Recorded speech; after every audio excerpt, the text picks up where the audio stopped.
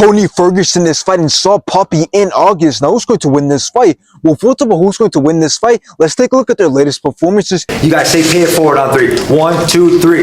Pay it forward. Y'all fucking lame. Seriously, I'm about to be done with this interview.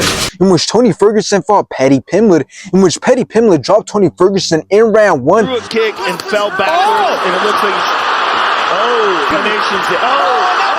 Papi Pimblett took control of the whole entire fight, won every single round, and Papi Pimblett won by decision.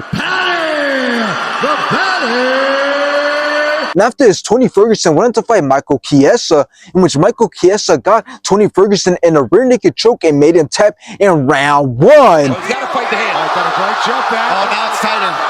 Michael Chiesa. Now let's take a look at Saw Papi's latest performances, in which he fought the Wood Savage, in which Saw Papi dropped the Wood Savage twice. Come in.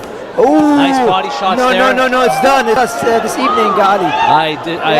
Saw Papi then knocked out the Wood Savage with a nasty body shot in round 1. Complete different levels here. You know? That's a 3 knockout rule. And after Saw Papi went on to fight King Kenny, in which both started off great, both landed some great shots, until Saw Papi knocked out King Kenny in round 3. More volume. He needs to be landing in combination.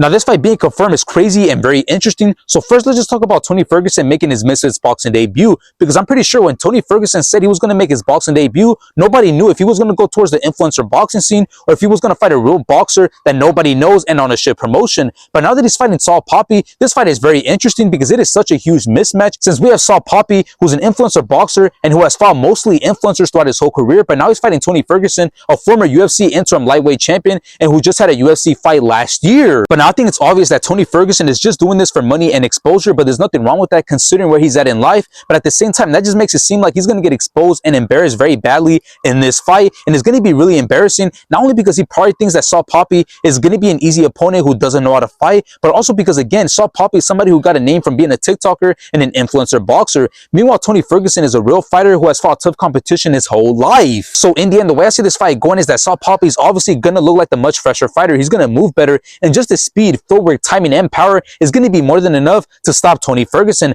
But I'm hoping that Tony Ferguson can put on an entertaining fight and make it competitive, but I don't think he's going to be able to deliver. So we got Tony Ferguson getting exposed and knocked out in this fight.